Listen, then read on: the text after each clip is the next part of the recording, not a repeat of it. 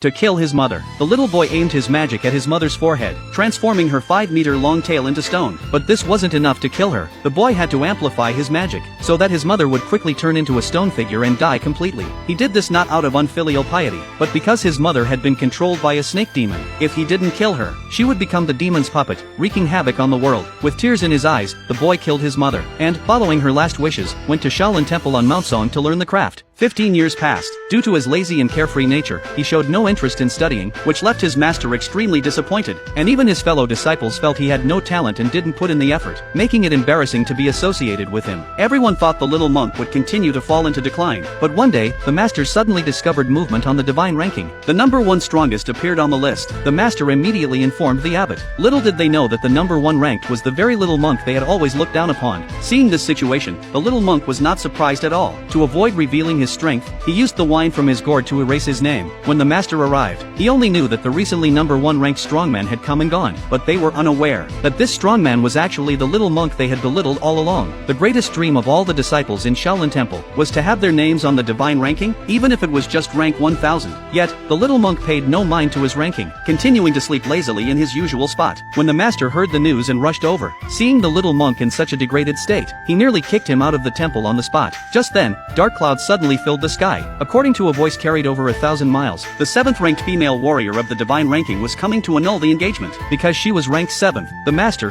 fearing to offend her, hurried to welcome her. The young monk remembered that the warrior woman was his fiancée whom he had never met, so he went along to join in the fun. Soon, people from the God of War Palace descended from the sky. The leading female guard immediately demanded the little monk annul the engagement, or his life might be in danger. To intimidate him, the female guard deliberately jabbed a wooden stick into a wooden post, but the little monk thought nothing of her skills, using his wrist power to pierce the stick through the post. Watching the stick go through several posts in succession, the female guard believed she could achieve the same effect if she used all her strength. But the next second, all the wooden posts shattered. Seeing the female guard fail to complete her task, the female warrior had to come to Shaolin Temple herself. She threw the marriage certificate on the ground, demanding the little monk annul the engagement immediately, or she wouldn't mind destroying Shaolin Temple. The little monk refused to agree to the annulment, unless he abandoned the female warrior himself. Seeing the little monk's stubbornness, the female guard prepared to teach him a lesson, but she was easily knocked down by the little monk. The female warrior, noticing that the little monk had disrupted her state of mind, immediately drew her long sword and unleashed a powerful energy. Unexpectedly, the little monk stood there unscathed. The female warrior unleashed another wave of sword energy.